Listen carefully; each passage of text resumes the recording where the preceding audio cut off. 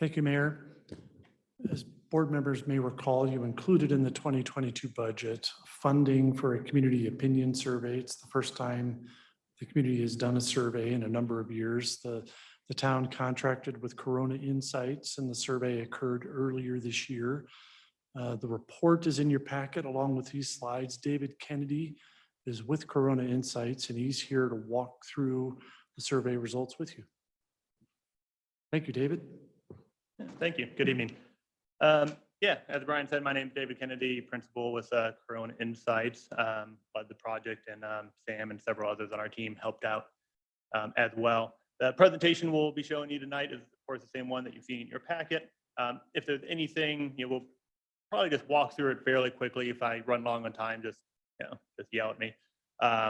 But if there's anything that maybe you looked at it before and you had a question or you want to make sure I cover or go a little bit more in depth on, please let me know. Happy to do so.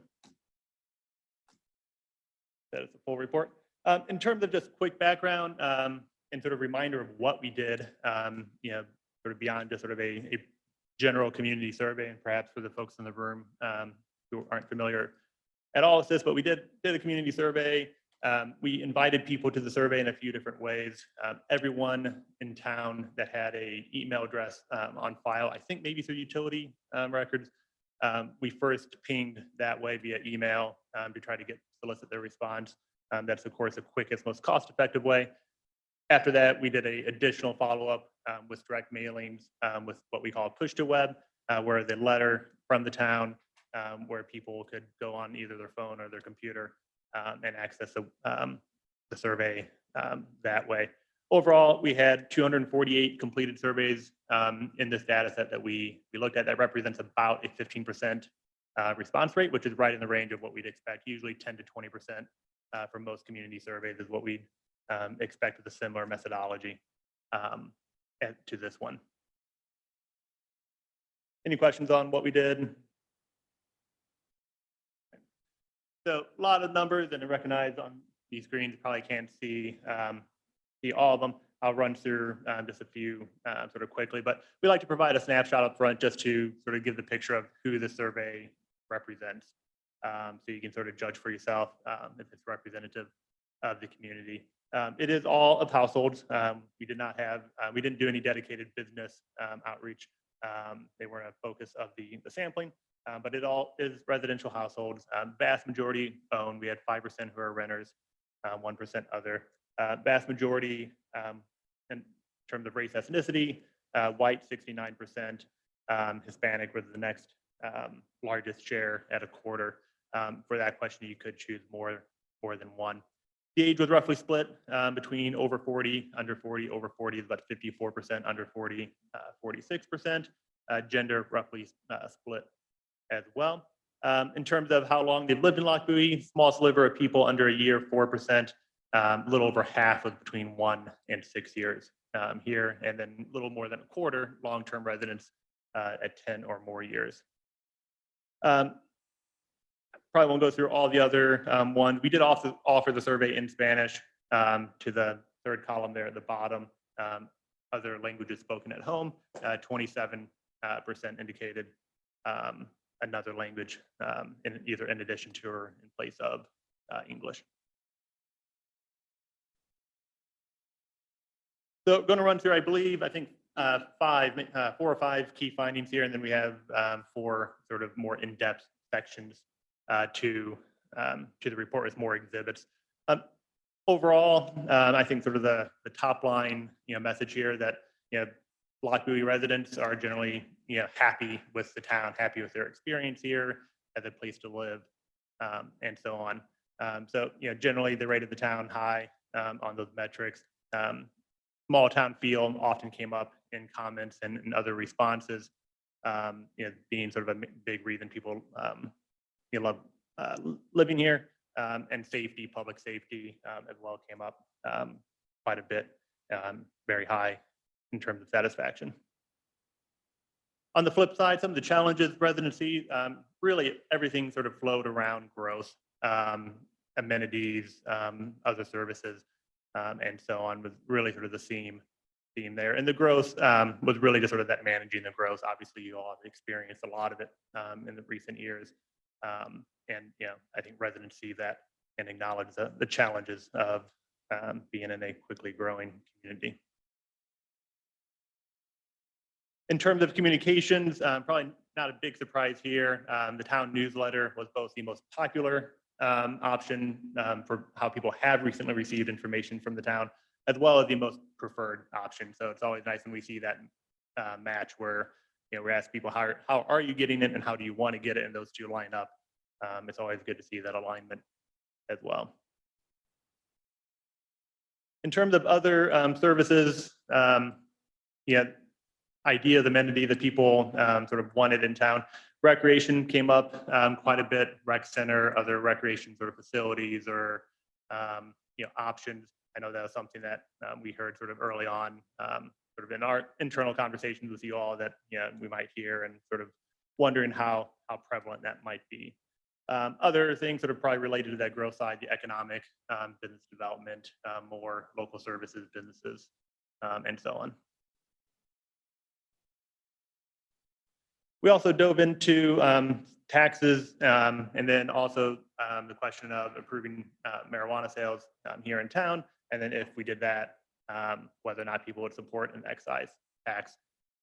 The question of approving marijuana sales in town was pretty split overall for residents.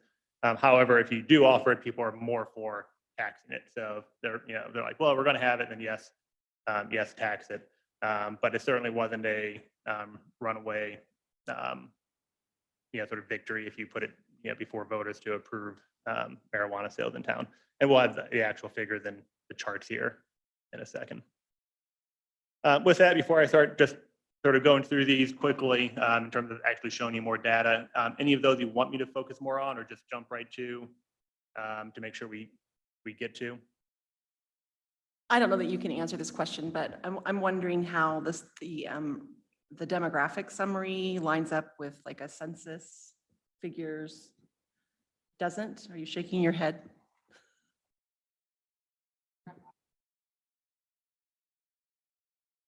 For what we just looked at after CML, the demographics look pretty skewed from what our last census looked like.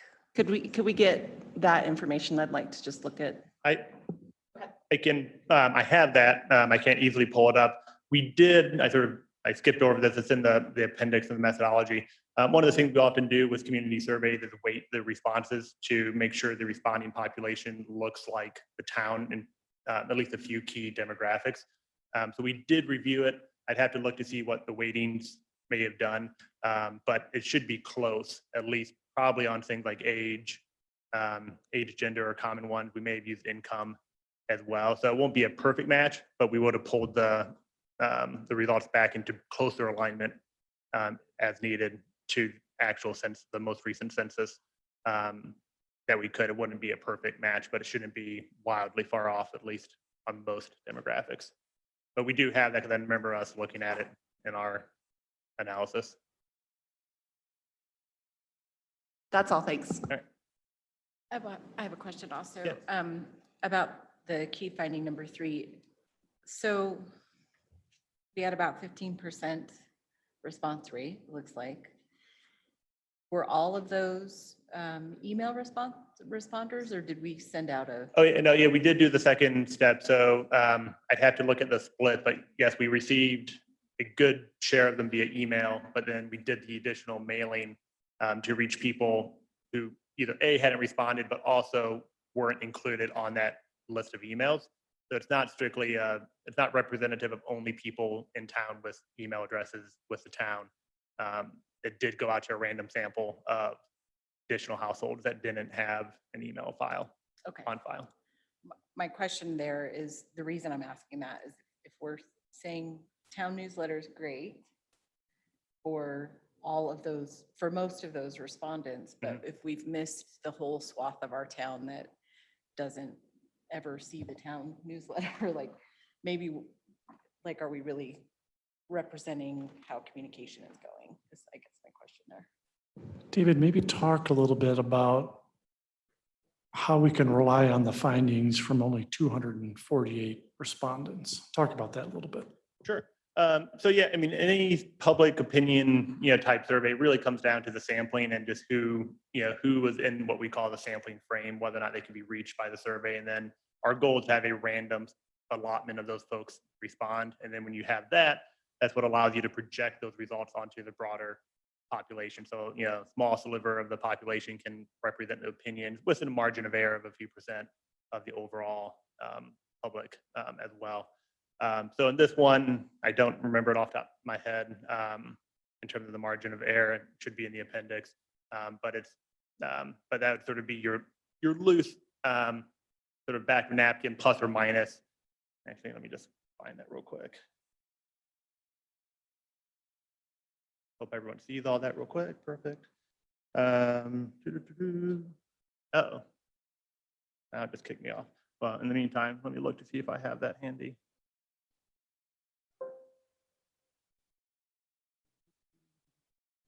So the margin of error is plus or minus roughly 7%. So any figure I show you, what the sort of the technical way of saying that is, we have 95% confidence that the true figure, if we survey every single person, every household in town, that the true figure would be plus or minus 7% of the number you see. Oversimplifying that a little bit, but it's sort of a good sort of back of napkin way to think of it. Now, in the meantime,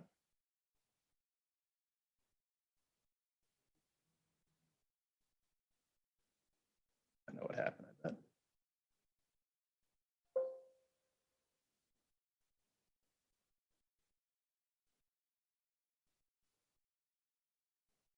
There we go. Great. Any other questions? Remind me then I can pull up the demographics. I think I have that file on my computer. Happy to take a closer look. So in terms of, we have sort of 4 sections here that we'll go through: quality of life being the first one, and that's sort of broader satisfaction as well. One of the things we often like to do, instead of just asking people directly, are you satisfied, or with the town, we do that as well in the survey, but we like to get sometimes play sort of word association game and sort of come at things a little bit more indirectly and see how people respond. So we started off asking if you were to describe the town of Lochbuie to a friend or family member who doesn't live here, what 3 words or short phrases would you use? Here we did a word cloud where we show the proportion of, or the frequency of the words used. So the bigger the word, the more frequently it was mentioned compared to smaller words. So, one that jump out, and we're going to see this again in later slides, but small, quiet, these attributes sort of around small town feel. Generally, the sentiment in these responses when you read through them were neutral to positive, not a lot of negative, connotations or directly negative comments being made in this question. When we do come out and ask people to rate their quality of life in town overall, we have several sort of attributes. Uh-oh, why are we not advancing now? All right, there we go. I'll just read down the list here real quick since it's not super clear on that screen probably. But the top one, your overall quality of life in Lochbuie, about 2/3 of folks that rated that good or very good. Overall place to live, about 60% rated good or very good. Overall safety, 57%, 40% rated communication from town government, good, very good. 36% overall quality of services from government. And then reputation was the lowest at about 27%. All the blue bar, the more blue you see, the more positive, the more red, orange is the poor side of the scale, and that sort of light orange color in the middle is a fair or sort of, middle rating as well. But overall, I mean, great to see from our perspective and similar surveys that overall quality of life is, the most highly rated attribute among this set. When we follow up and say, why, what do you like about living here? Why do you give us that rating? Again, going back to that word cloud you saw a second ago, the small town feel is by far the #1 sort of attribute that people link to their quality of life here in Lochbuie. I won't spend too much time on these. We did a few of these there in the report, of course. But in several cases, we compared people who gave you a high rating and compared them to people who gave you a lower rating in terms of quality of life, and trying to tease out differences between them to see what might be driving some of those differences. And here, some of the biggest differences we see, again, that small town feel. If you like that small town feel, you're much more likely to rate Lochbuie as highly as an overall place to live. Neighborhood, safety, or other sort of key attributes driving that among those who are satisfied with the town as a place to live. Biggest challenge, we hinted at this before in the key findings, but growth, construction, development, all of these, I should note, were open-ended. So people could write in whatever they wanted, and we read through everything and tried to code them into common buckets or themes. Number two, right behind the growth construction one, is just the sort of lack of retail, lack of businesses. Number three, lack of amenities as well. After that, it gets pretty small slivers, 1 in 10 or fewer, mentioning the rest of them. Sort of the flip side of that, again, we'd like to come at things sometimes a few different ways to really verify our findings and make sure that what we're seeing is true when we ask it a few different ways. Here, we're asking people to project forward, what do you want Lochbuie to be in the year 2030? And here we see, thriving, developed, having amenities, service, recreation being the top one. So again, we're seeing alignment with things that people are saying they're unhappy about, or the very thing that people want in the future as well. All right.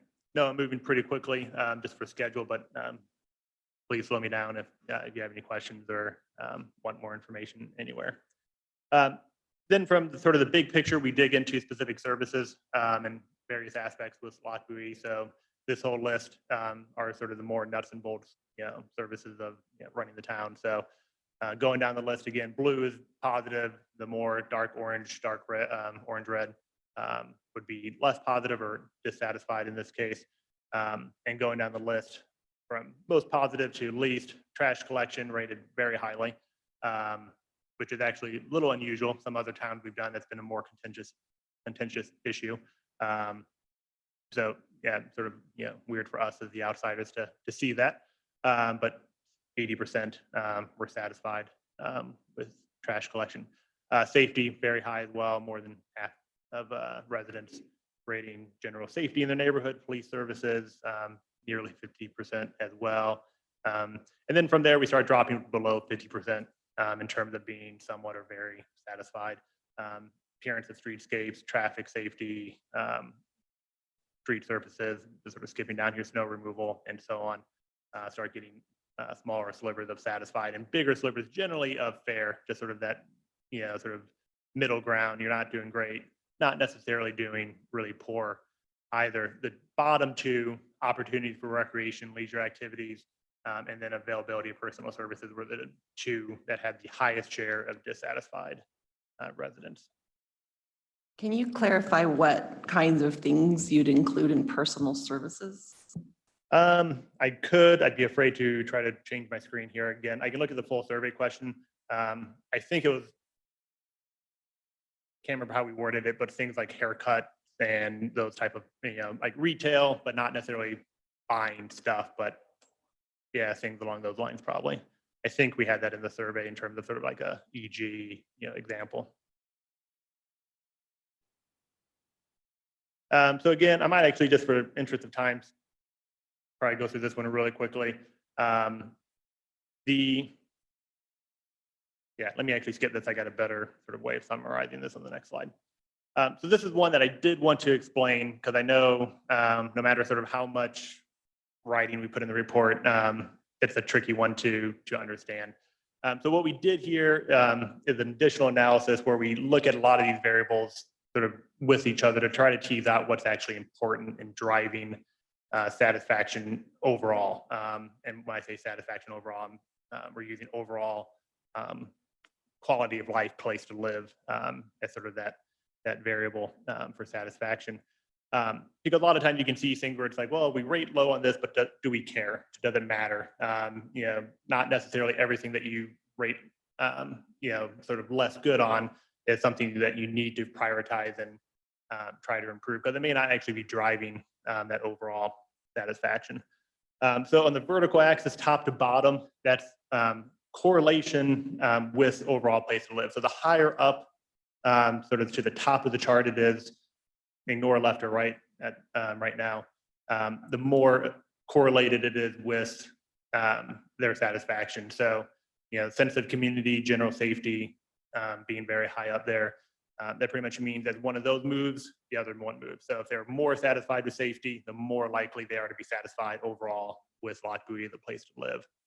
And then left to right is your actual rating as a town. So the further the right it is on this chart, the better you're doing. The further left, the relatively less well you're doing. And then we put this on a sort of a quadrant axis that you can move those lines around a little bit. It's a little arbitrary where we place them here, but going around in clockwise from the top right around to the top left, things that are closer in that top right corner are things that are really important for overall satisfaction and you're doing really well in. So essentially our message there is keep doing those well. You're already, A+ student in those areas, just keep it up. And those generally are more along the lines of sense of community and then just general safety are the ones that we see in that sort of far right quadrant. The bottom right is what we often call table stakes. So you're doing well on them, but they're not really correlated with satisfaction. So the more, even if you improve them, or maybe even if you went down a little bit, it's probably not gonna have a big impact on satisfaction overall. However, we see with these items that, there's sort of like a threshold you need to hit, so, trash collection, police services are sort of in this area. If you did them poorly, you'd hear about them. And it would probably lower satisfaction overall. But once you do them well enough, doing them even better doesn't necessarily raise satisfaction. So we often call them table stakes because you need to do them, but you're probably not going to get bonus points for doing them, exceedingly well. And trash collection, we saw as one of your highest rated attributes, but it's not really driving town satisfaction, after a certain degree. A lot of things are clustered right in the middle, sort of all related. So police services, traffic safety, streetscapes and so on. Things that are clustered right in the middle are a little less strong predictors either way. And we're really sort of looking towards things that are pushed out more towards corners. Items more in the lower left are typically less likely to be driving satisfaction. And they're also things that you're doing relatively speaking less well in. So they're lower priority, generally speaking, since they're not going to have a huge impact probably on that satisfaction. I'll note it's not sort of close to the middle in terms of the top bottom, but that recreation and leisure activities, one sort of falls in that area where we hear a lot about it. It's not necessarily probably driving satisfaction right now. There's certainly a contingent of folks who want it, but it's not necessarily probably the number one thing to focus on necessarily either. And then we get to the top left, which is the one that we generally say focus on, because those are things that are driving satisfaction, but you're doing not as well. And again, it's all relative to the other attributes we list here. And the ones that really jump out there are more around the growth again. So really, I think the main message, we saw it on the other slides as well, but this really sort of drives it home, I think, is just managing that growth, communicating how you're managing that growth, bringing the community in, as you are with the survey, of course, getting their opinions and their input. All those things are probably going to have the biggest dividends in terms of overall satisfaction. All right, that was a lot on one chart. Any questions, or hopefully that clarified a little bit? Yeah. Perhaps I'm just confused, but when I'm looking at this chart, that lower left corner, everything nearly that you have in that box are all the things that previously You said everyone's largely dissatisfied, echoing previous noted sentiments. Residents are largely dissatisfied with the opportunities for recreation or leisure activities in town, 67%. Yep. So how is that a low priority?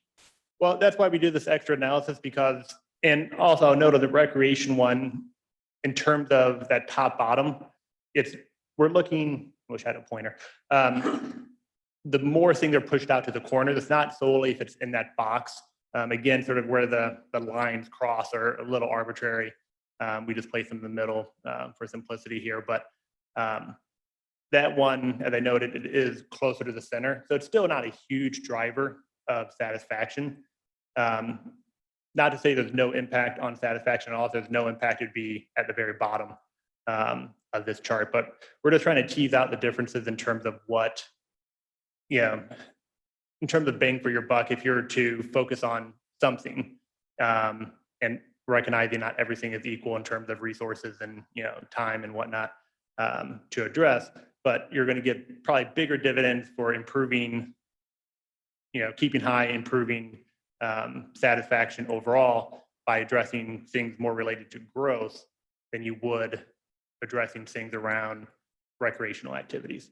So it's not that it's not important, but we're trying to, with this analysis, we're trying to show you sort of more relative differences in sort of the payoff, if you will, of addressing various things and what, I guess, let me maybe say it this way. I'd hate to, say something that ranks really high in terms of, people saying, oh, we really want X. You go address X, you come back to us in however many years, we do another survey and your scores haven't changed. And that might very well be because that item wasn't really correlated with overall satisfaction with the town. They might very well be happy to have it. But in terms of just place to live, quality of life, it may not move them at the bar as much as if you had addressed some other item in this list, like sort of the broad, and I know it's a very broad, bucket of managing growth. Well, and currently, what you're doing there is just showing what our core finds more as a priority. Mhm. And it's prioritizing those. And as you said, Mhm. 5-10 years from now, those priorities can shift and Yep. change, and it can be all moved around. Go ahead, Tristan. So you just said this, the very last thing you said was that the town's management of growth and Loch Louise overall economy are very broad, sort of almost vague, sort of, Mhm. whereas the things down in the lower left tend to be very specific. Mhm. So I guess what I'm wondering is, do you think that's affecting, sorry? In some way, does that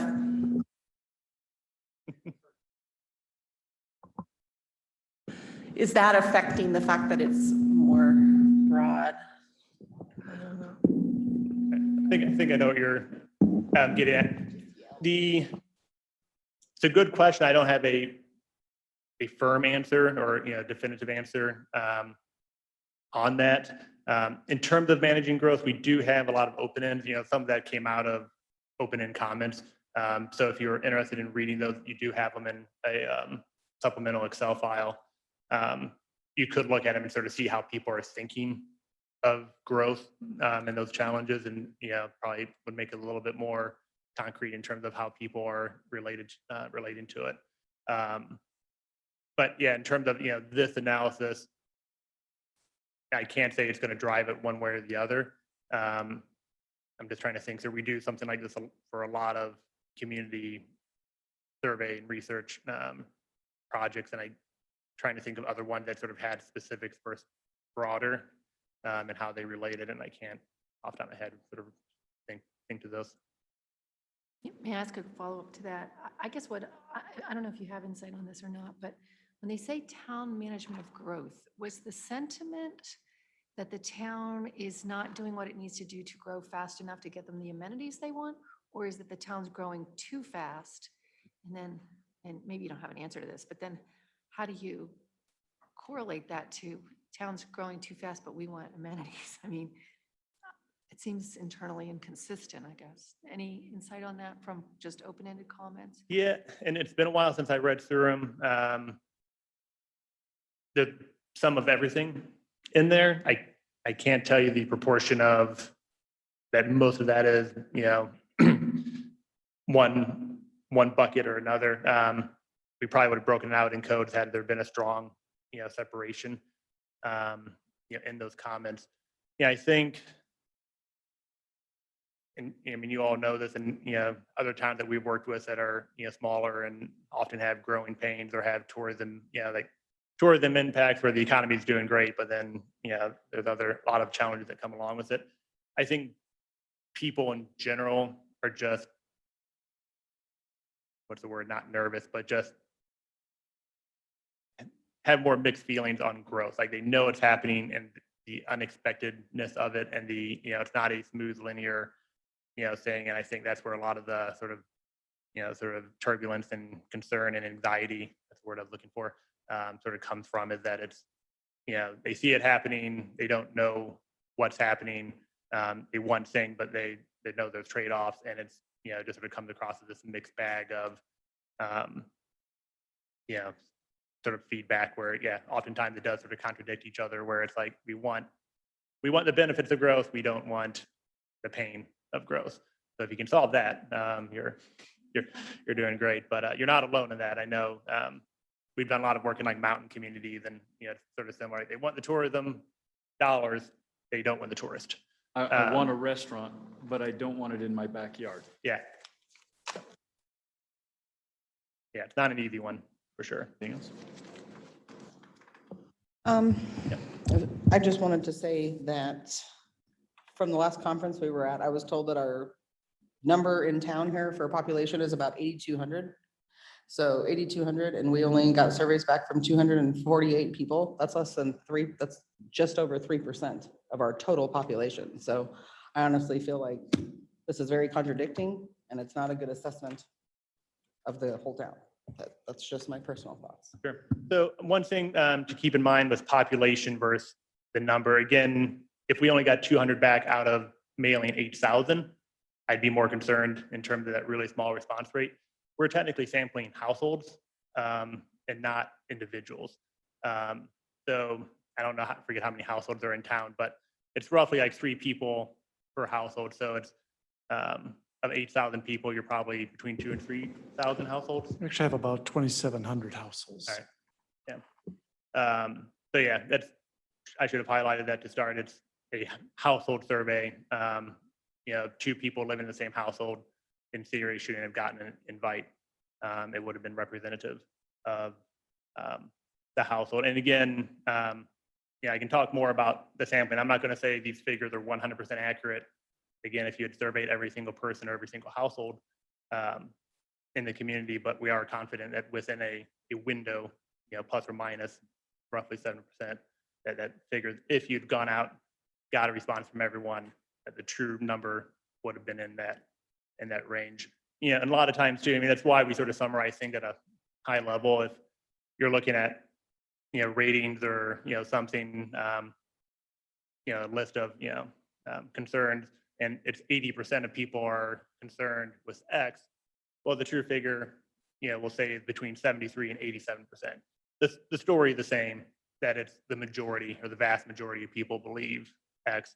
I'd be more concerned making, big decisions around like a 50-50 split, where if it's like 50-50, well, it might be more like 45, might be more like 55 or 57. So in terms of, when things are in the middle and you don't have sort of a strong preference or indicator one way or the other, I'd be more concerned. Let's with be that. realistic on that too, is the number that we got back wasn't the number that the town sent out. There were quite a few surveys sent out, and Yeah, 15% roughly, I believe, response rate. yeah. But we, So when I said 15% earlier, I was saying that based on the blurb here that says we sent it out to 1,500 residents. What I think it was just over 2,000 total. We mailed, I think, to 1,500. We previously, I forget how many we emailed, but then non-respondents to the email, they got included in the mailing, plus people who didn't have email addresses. okay. So there's overlap between the online only email request and the letter request. Someone had got both. And we do that from a sampling perspective. one of the things we want to do is really minimize non-response. So instead of sort of treating those as two separate pools of like, only people with email will only get the email and only people with no email will get the mailed letter. We wanted to make sure, I'm sure many of us, things go to your junk or your inbox is a mess and you never scroll down far enough to see those things. So that's why we sent out mail to those folks too, because we want to minimize non-response, but that's what gives us greater confidence in the results as a whole. Go ahead. Sorry, I do have another question. So I reran that number. So if we have 2,700 households and you surveyed 248 households, that's about just over 9%. So how does your 7% margin of error kick into So- that? Yeah, so the margin of error, that calculation, how did we calculate that? I would have to go back and look and see what the base was.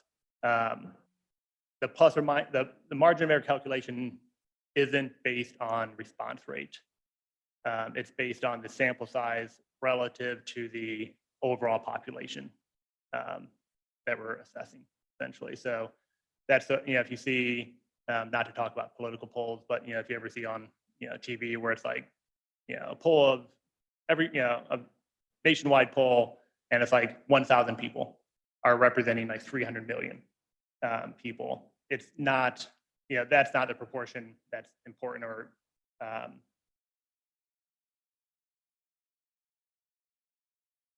so I'm trying not to oversimplify this, but try to give a decent answer. But the way margin of error essentially works, it's not correlated to the response rate of the poll. And it actually, as you get larger populations, you need proportionally fewer responses to be representative of them if your sampling and your survey methodology is done correctly. Yeah, happy to say more, but just. Sure. The way I think about it as a non-survey scientist is that it's less expensive. It would be more expensive to try to get responses from every household in town. We could do that.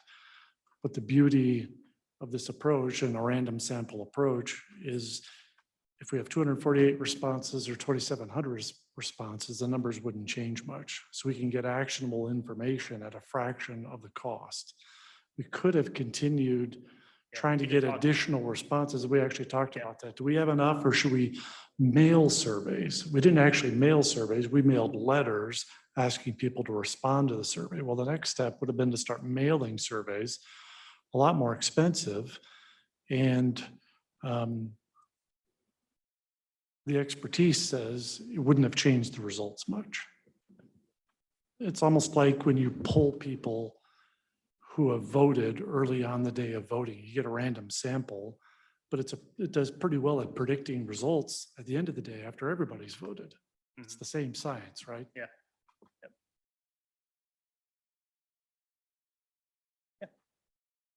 I'll probably barely touch on this section. I already sort of covered it in, I think, key finding number 3, but just in terms of communication, we first asked, how have you been informed, been kept informed in the past year? And then we asked, how do you want to be kept informed? And as I noted earlier, those two are largely aligned. So 3/4 of folks mentioned, at least once, reading or looking at the town newsletter, town website, social media, and so on. From there, drops off quite significantly, but certainly the newsletter seems to be the key way people currently are being informed. And here we're asking your preference, similar number is saying, yes, that is how I want to be informed. More people are saying email notifications as well. A little more than half are indicating wanting more active sort of email communications. We asked broadly, just, is there anything else, what are we missing? Just tell us what you want, how you want to be kept informed. So this looks very similar to the previous one, though it was open-ended. And again, we noted. And generally speaking, people didn't have too many really new ideas. The newsletter was frequently mentioned still, email, social media, sort of all the regular ones were mentioned. Text communications did come up here. We didn't ask that. I don't believe specifically on the previous. And then some other just sort of personal outreach meetings, such as this one and so on. I'm sorry, I don't mean to keep asking questions, but I'm just Oh, yeah. curious. I don't see it on here. Was there a question about, in terms of how they received information about the town, like unofficial town social media? No, no, we did not ask that. It was all, yeah, just town, what you guys all would control. I take it from that question, there's unofficial sources. That's where I get a lot of my information. I'm just kidding, but social media is very active on some of the unofficial Sure. sites. Yeah, just curious, one of the benefits of our work is that we get to learn so much about our Colorado community. So I'm always just curious sort of what people are saying. This one did cover in the key findings, but it was a question on the survey, just, asking people how interested they would be in potentially joining the community service group. We said such as Rotary, Lions, or similar, if it were available. A little more than half said no, not interested. 5%, 1 in 20 said very interested, 15 somewhat, and then 22, roughly 1 in 5 said, yeah, maybe, a little interested.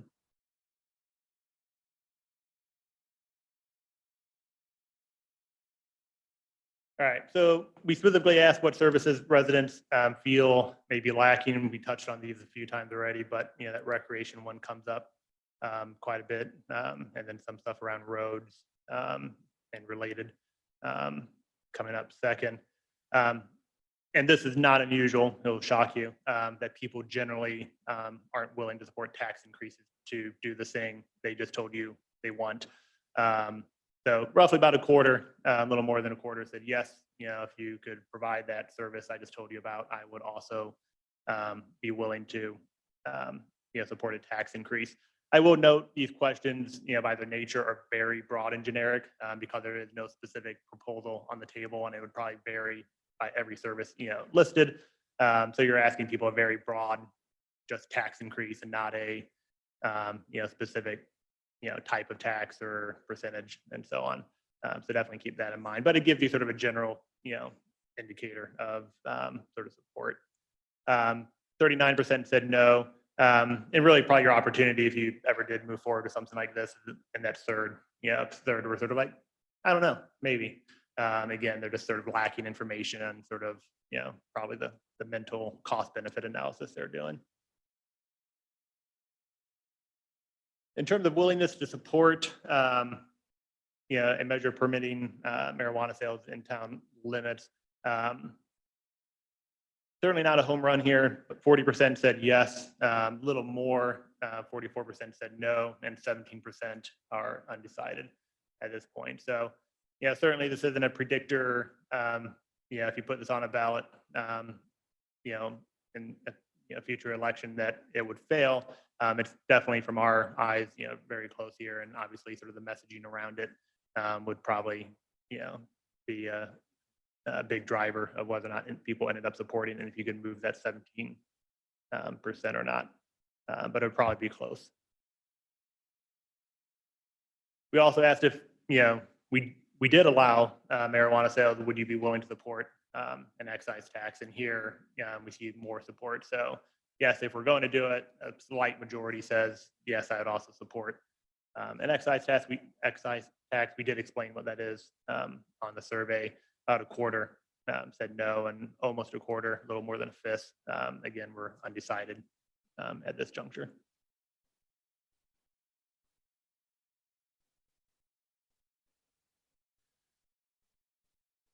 We did ask if we had that marijuana tax money, what would you want to use it for? Again, parks, rec facilities were sort of a common theme. We saw that, of course, throughout. Again, these are also open-ended and coded into these categories as well. Schools being another popular one, and then road-related infrastructure was also popular. Might be it. Yep. From there, we do have more methodology information in back there as well. I'm happy to answer more questions about that. As well, now or in the future. But any other questions, you of course have this, at least Brian has the full Excel breakout, which does have open ends for those questions, so you can read verbatims if you'd like. I know a lot of people like doing that, just adds more sort of, you know, color and personality to the hard numbers. And we also, I sort of glossed over it here. You may have seen a few notes in the report, but we do have the results broken out by several variables as well. We call out a couple in the report, but we didn't see a lot of big sort of significant differences anyway between segments. But you do have that if you want to look at how responses vary based on such as like longevity as a resident here in town, if you're newer or been here for many years. Anyone have anything else?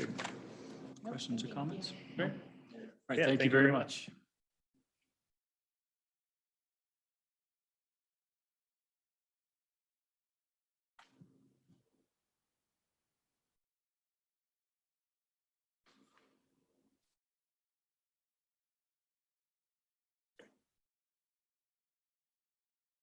All right, with that, we're going to move ahead. Resolution 2022-12. And, where's our? If it's okay with you, Mayor, maybe I'll take it because, oh, there she is. Okay. All right. And I will pass it over to the clerk. Thank you, Mayor. So as you know, as of June 30th, trustee Kovenchik resigned his position. And at the last board meeting on July 5th, the board directed staff to reach out to a previous applicant to see if he was still interested, Walter Van Loo, and he was still interested and he meets all the qualifications to be appointed to the board. And it's still within the time. You have 60 days to either appoint or call for an election. So we're within that time frame. So he is here tonight if you were still wanting to go that direction. Floor is open for a motion. I move to appoint Walter Van Loo as a trustee for the town of Lochbuie. Second? Motion is second. Roll call, please. Trustee Cohen, Yes. trustee Jeffrey, Yes. trustee White, Yes. trustee Westcott, Yes. Mayor Mahoney, Yes. And motion carries. You guys want to swear him in today? Well, step on up and get sworn in, and then later you'll get sworn at.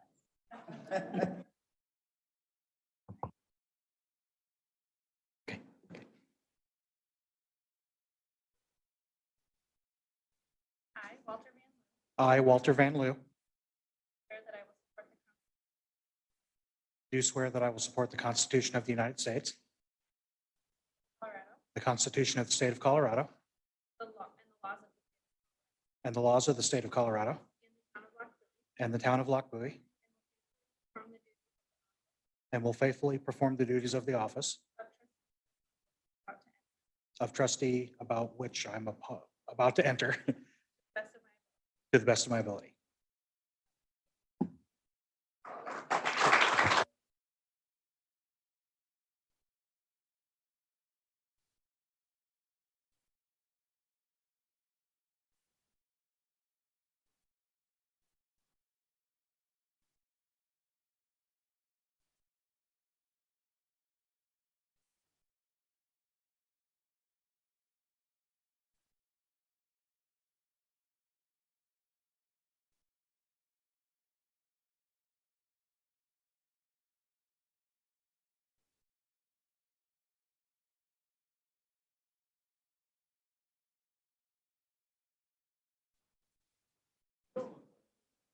Oh. Okay, good evening. I am Sonia Thornton, Lochbuie's Community Development Technician. I am presenting the proposal for adoption of ordinance 2022-674, which would amend two sections of the Lochbuie Municipal Code to conform with state law regarding family childcare homes. House Bill 21-1222 requires that family childcare homes be allowed in all communities and be largely exempt from local regulations in an effort to increase affordable childcare options. Lochbuie's current land use code already allows family childcare homes to operate as a use by right in all residential zoning districts.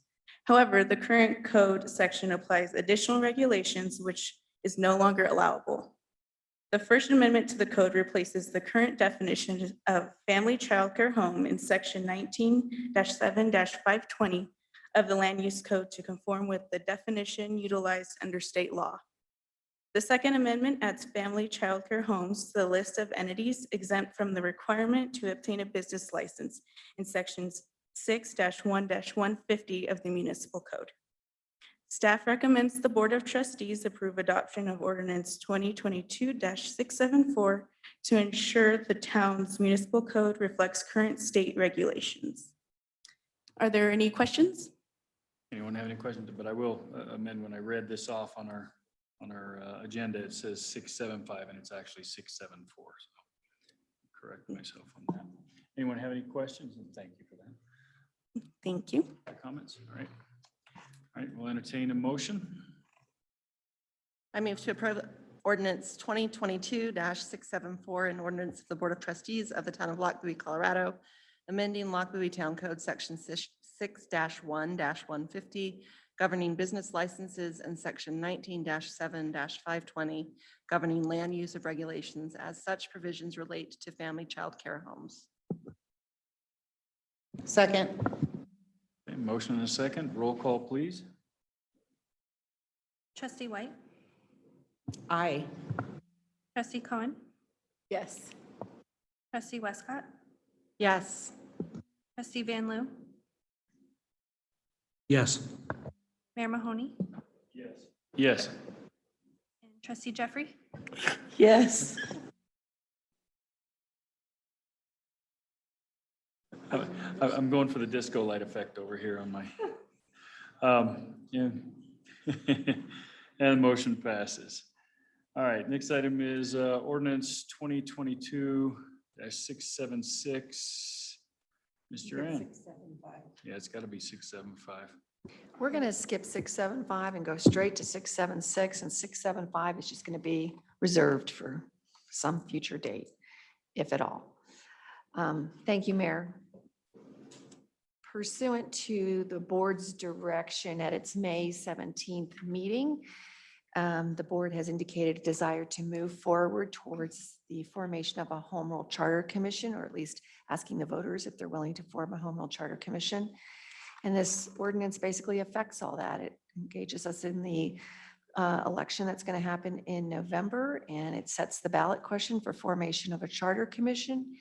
And then, as you know, we need 9 people, hopefully, to pick up packets and run as charter commission members at a minimum. So if the board approves this ordinance tonight, we need to start recruiting. Make sure we get 9 people. It's going to be a busy election year with 4 trustee positions open and these 9 charter commission positions if you decide to go this route and approve this ordinance tonight. But hopefully we'll get some citizen interest and engagement from that survey I just saw. It looks like some people are interested in serving, so let's get them on here. And so I'm here to answer any questions, but we've talked about this several times in the past, and this is really just all the mechanics to get the process started. And Anyone have Mr. any Van Loo and questions, I will be comments? having lots of conversations about this here in the next couple of weeks, I promise you that. I'm really shocked at this meeting that Dave Ott is not here at this meeting.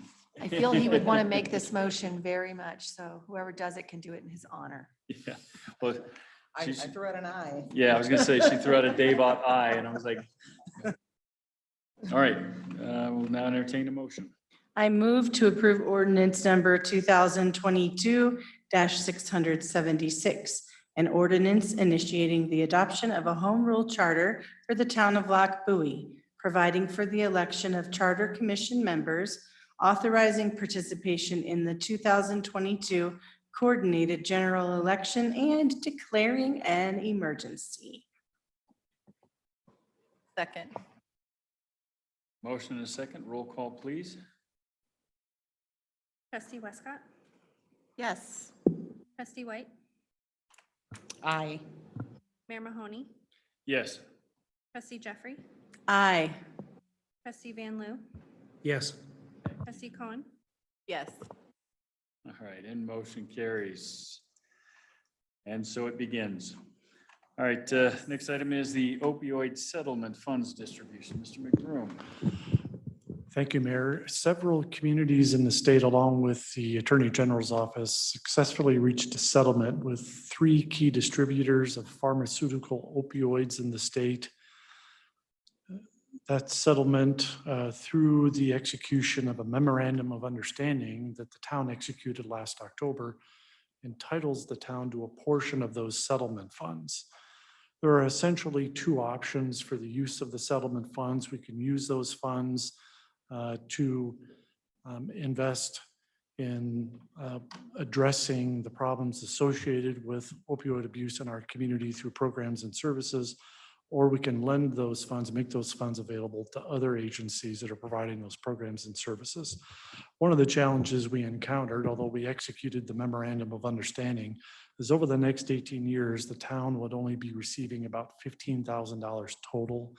Given the low amount for us to receive and the cost for the town to initiate programs and services that are consistent with the MOU, we think the better approach would be to make our funds available to both Adams and Weld counties in the proportion that the funds would have been received from those 2 counties, and allow those 2 counties, of which Lochbuie is a part, to use this funding to further the programs and services that the 2 counties are planning to offer to county residents. So our recommendation would be to do just that.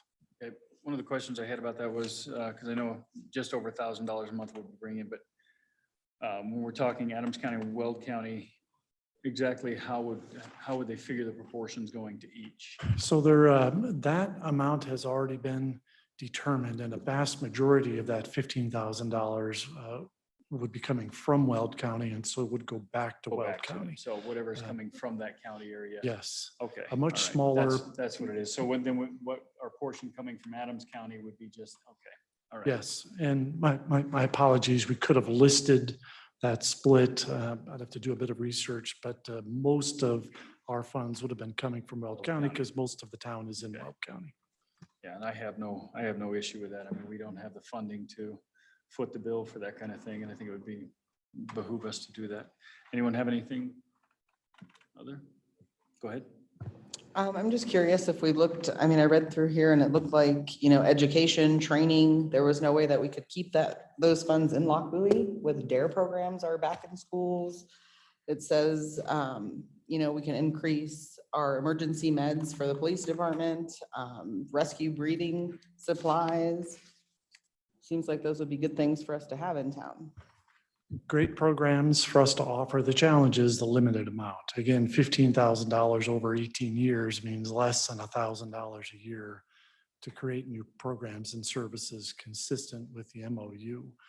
Our push would be, since we're contributing, if the board were to approve this action tonight and we're contributing funds to both Weld and Adams counties, that they be sure to promote those programs and services within our community so residents suffering the effects of opioid abuse understand they have access to those programs.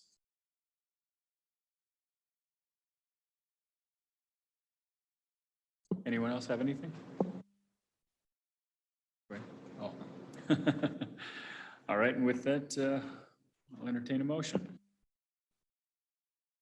I move to initiate the necessary agreements with Adams and Weld counties to authorize those counties to use the town of Lochbuie's opioid settlement funds for purposes authorized by the opioid settlement memorandum of understanding.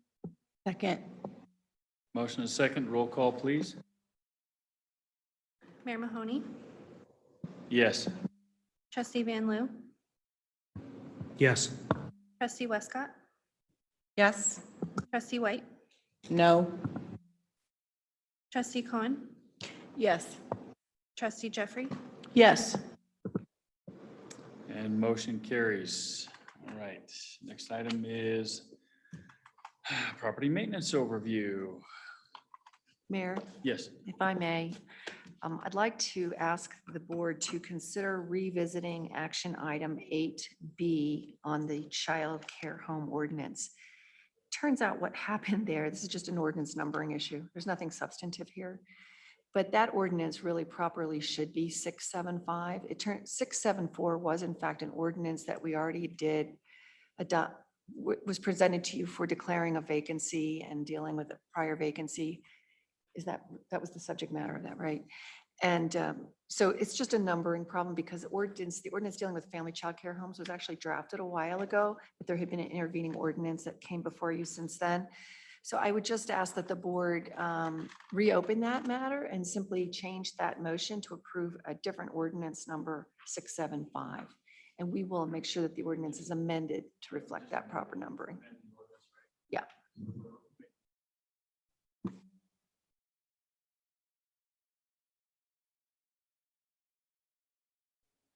You can just amend your motion to approve ordinance 674 tonight, dealing with childcare homes, to approving of ordinance 675.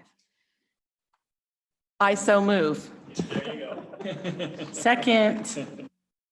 Roll call.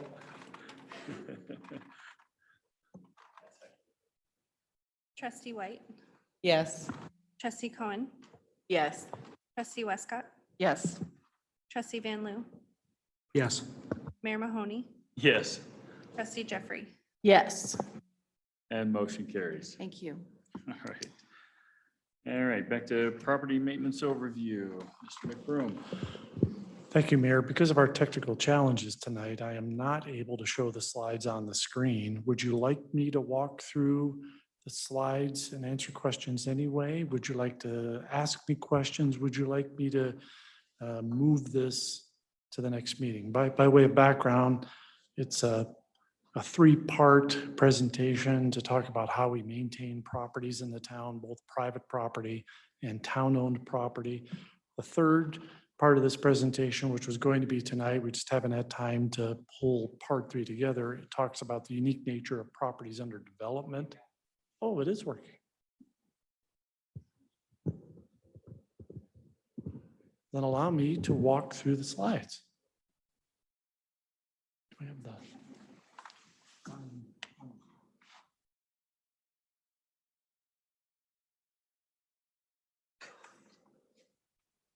And here I thought we were going to get away with not doing it. Doggone it.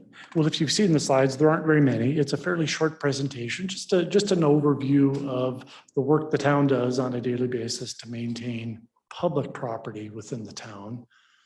Let's see if this is going to work.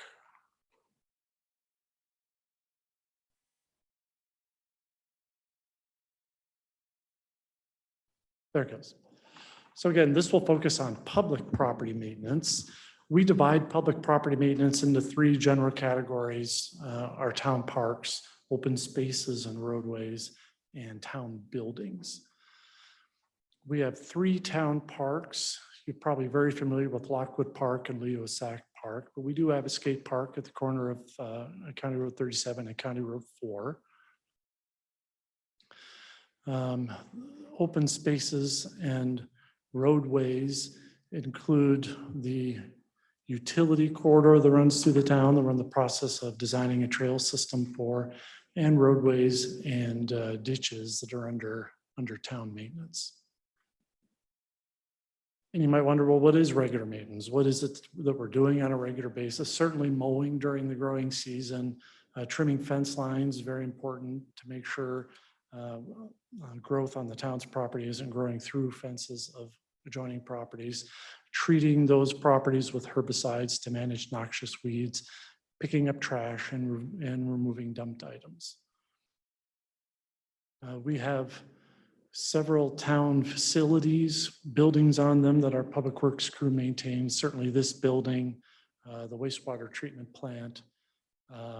And that regular maintenance includes weekly mowing of the properties and doing repairs on the facilities. We don't have a contract with separate maintenance folks, with the exception of our HVAC systems. So simple repairs that are done in any of our town facilities are done by our public works folks. When it comes to maintaining property through mowing, we really just have two key pieces of equipment that we use. They get a tremendous amount of use. They are not the newest pieces of equipment, but our team does a good job of using the equipment properly and taking very good care of it.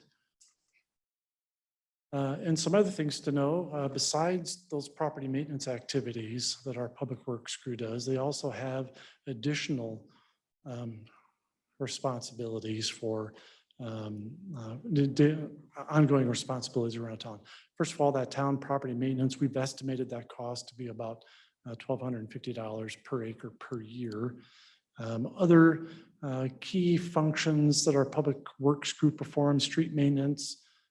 They do some repair functions related to our water and wastewater systems. They also perform maintenance activities on certain storm drainage systems within the town.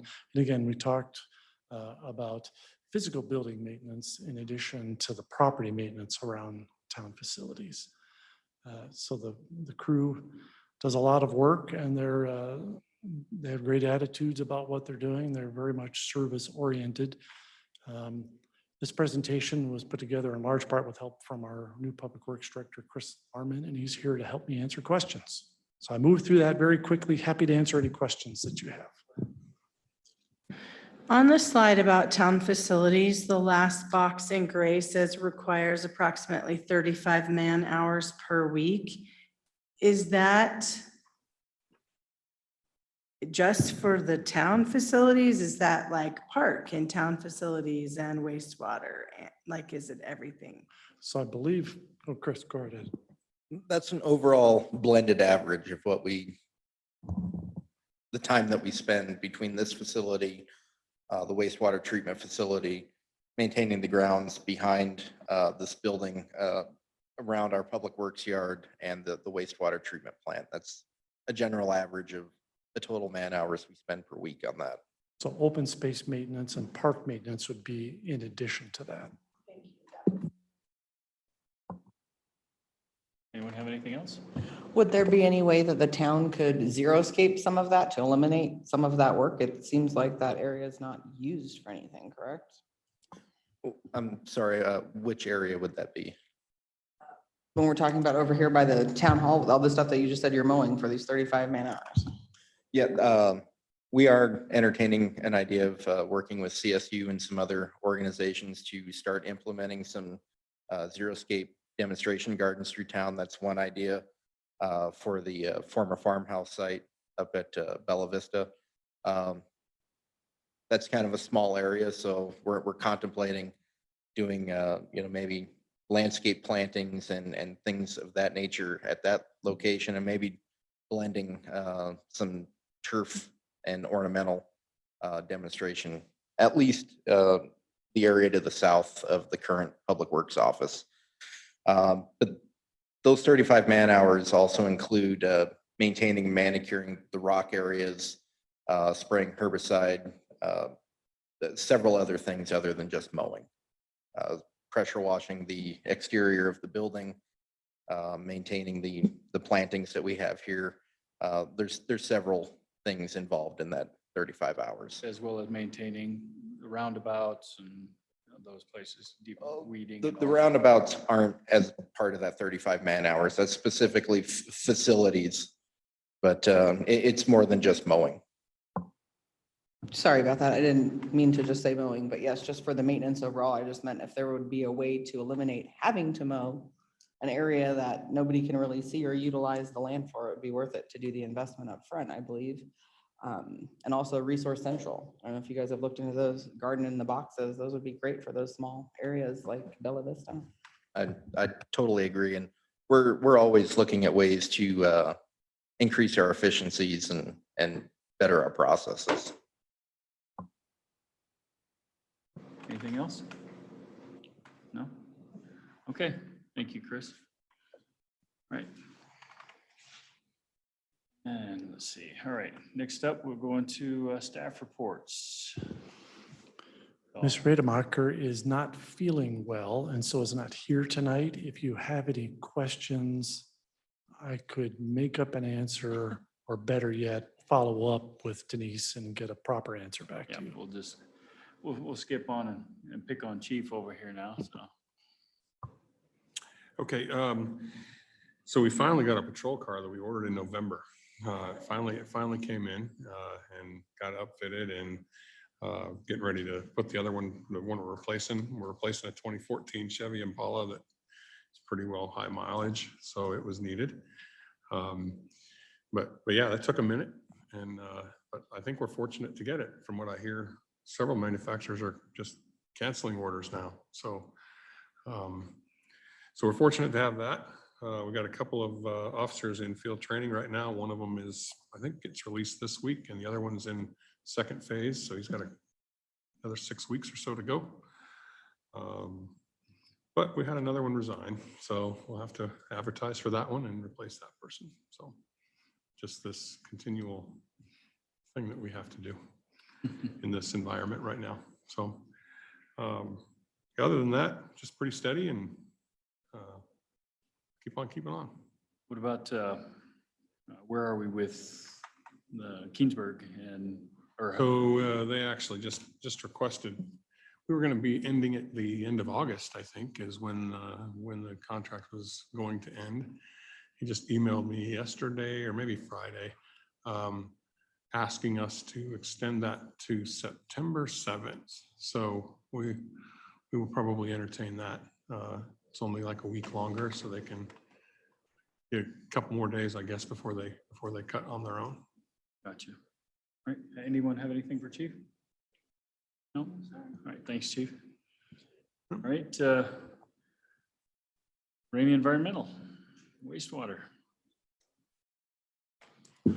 Mike Murphy is So here. Wayne didn't want to come, huh?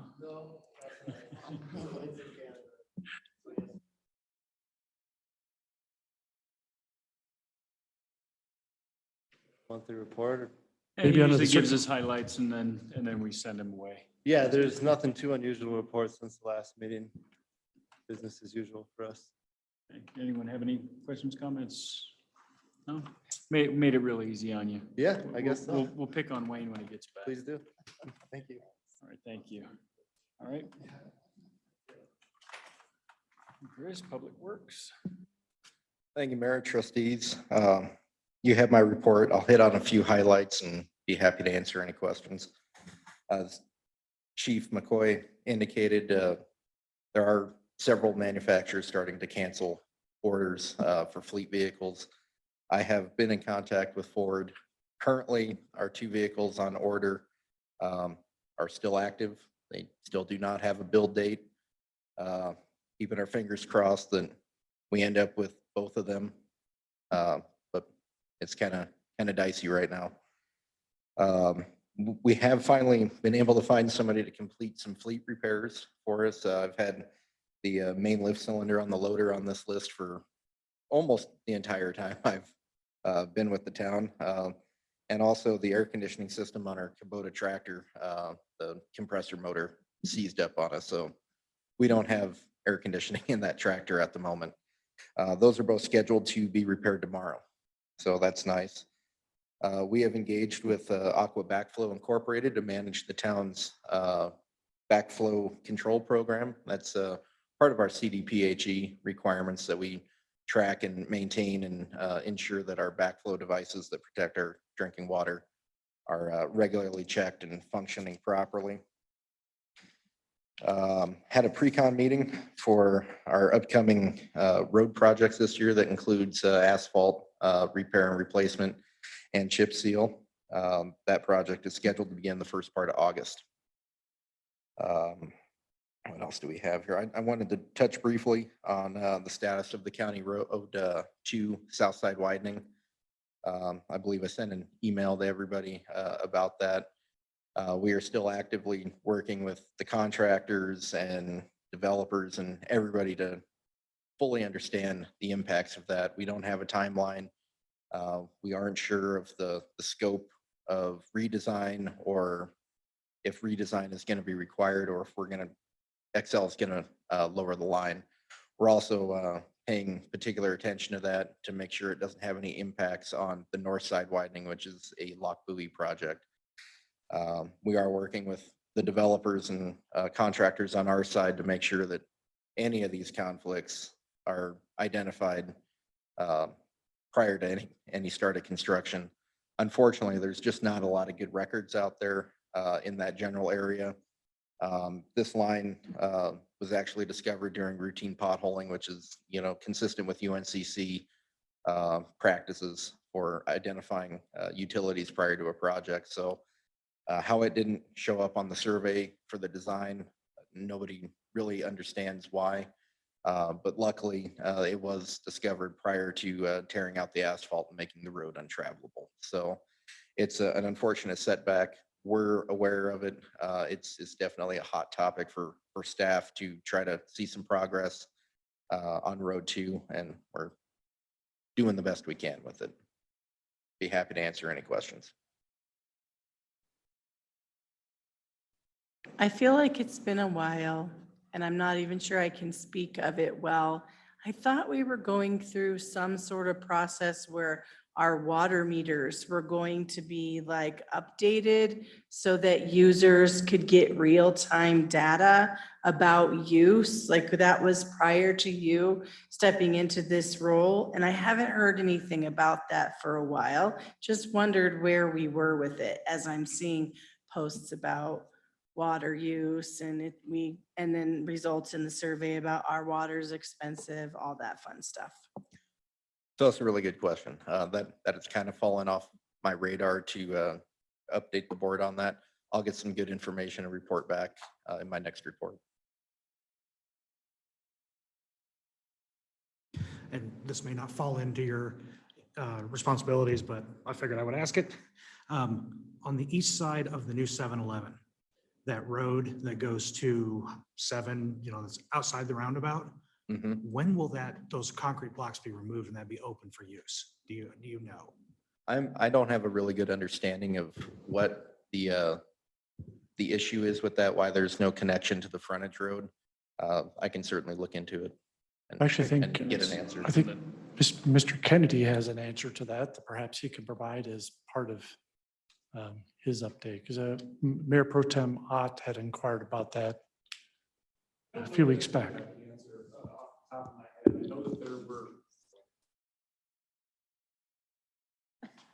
Is there any other Thanks, questions? Chris. No, Thank you. you're right. Thank you, Mayor and Board. I know that there are drainage issues in that area, and there are some repairs that needed to be made, and those have not been made yet. We can certainly reach out to the developer. That's Bromley, Josh Shipman. We're in contact with them on a regular basis, so we can certainly look into that. If Mr. Larman will help me remember to do that. One additional thing to note, the physical connection to the frontage road is under CDOT's jurisdiction. And from what I recall Mr. Shipman saying, there's some CDOT requirements that haven't been met. That sounds right. I think it got hung up in CDOT's review process, and we're kind of making stuff up at this point. We don't know have all the details, so we will certainly look into that and make sure we get you some accurate information. But you do have a copy of my report. I'm sorry. Yeah, thank you. Yeah, I'm sorry, I don't have better information for you right now, but we'll certainly look into that. Sure. Well, you do have a copy of my report. I don't have anything to add new in terms of new information. Happy to highlight a couple of items. As you know, the developers of the Kairoy multifamily project proposed there at North 50th and County Road 2 have scheduled a neighborhood meeting to present their concept and get feedback from the local residents. That meeting is Thursday, the 21st from 6 to 7, and it's going to be held at the clubhouse there at the Bromley apartment complex, which is just to the west of King Supers. And from what I understand, that new project is going to be very similar to the existing project.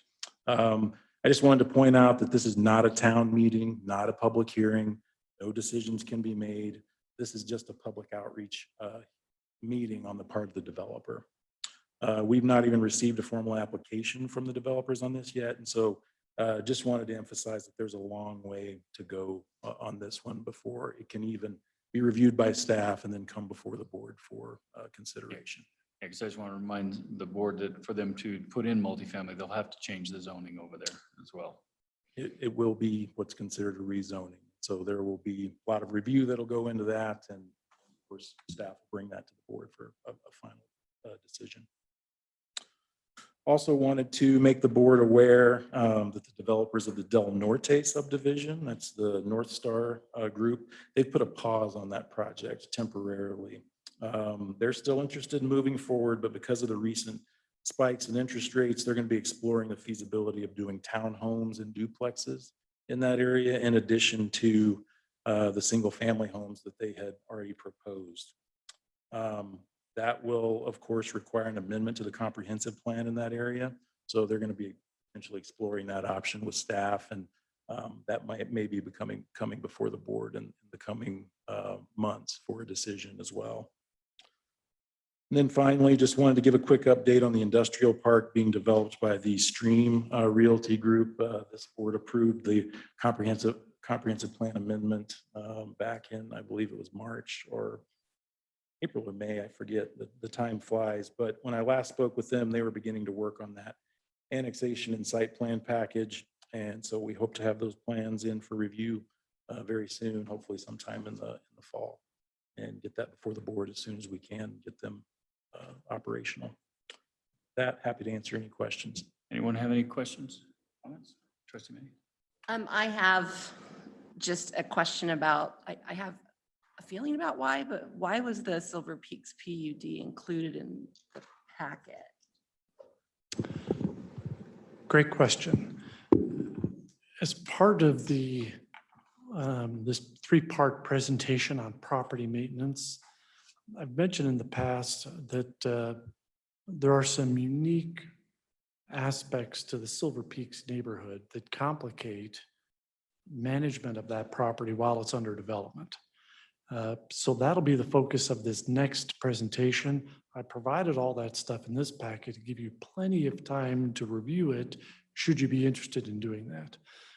Silver Peaks is not necessarily typical, but it's a good way to illustrate the unique nature of how properties under development are managed by the town. I would suggest that if you ever have trouble sleeping, keep that material handy. Okay, I thought that was the water report. That was. that too. That's pretty much. Anyone have anything else for Chris? No? I just want to say thank you to Chris because he's done a phenomenal job of keeping us updated and looking into things when things have come up, and I really appreciate that. Thank you. Thank you very much. I do appreciate that. Thank you, Chris. And last but not least, Mr. McBroom. You have my report in your packet as well.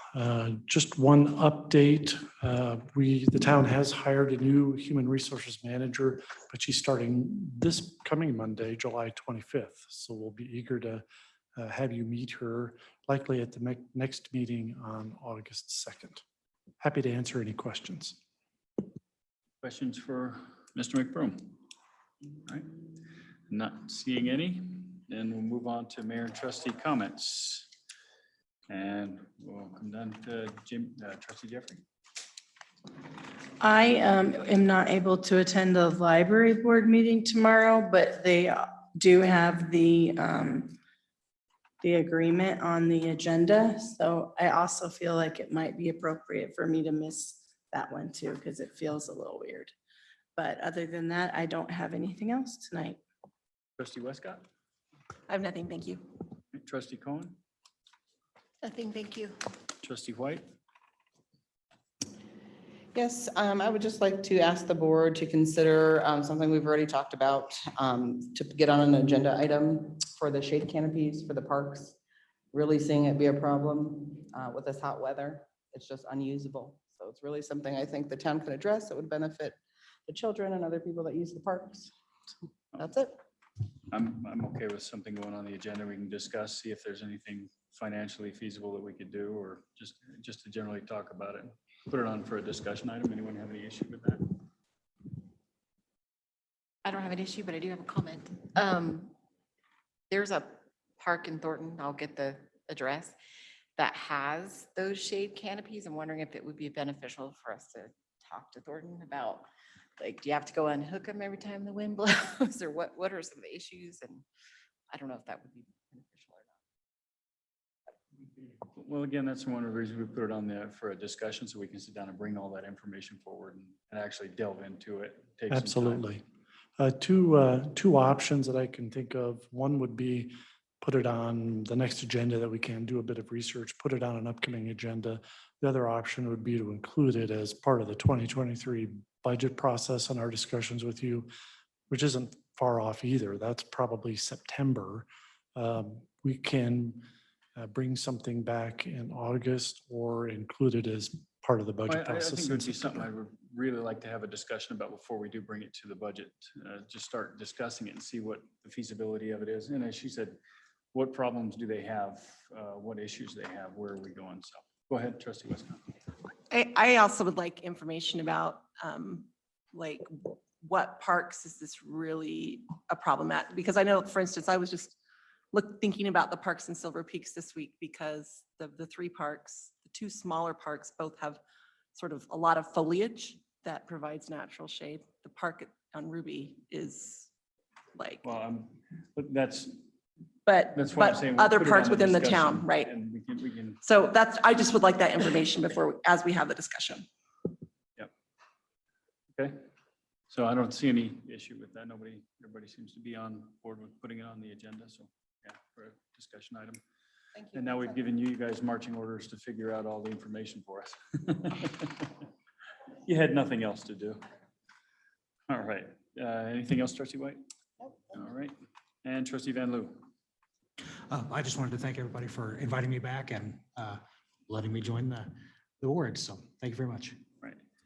And I just have one item. We're not going to have the executive session tonight. I have not received evaluations back from every board member. So we're going to hold off until the next meeting. So I just want to remind all of you, please, I need those evaluations. So before the next meeting. All right. And with that, I will entertain a motion to adjourn. I move to adjourn this meeting. Second. All in favor? Aye. Aye. Opposed? And we are adjourned at 8:27.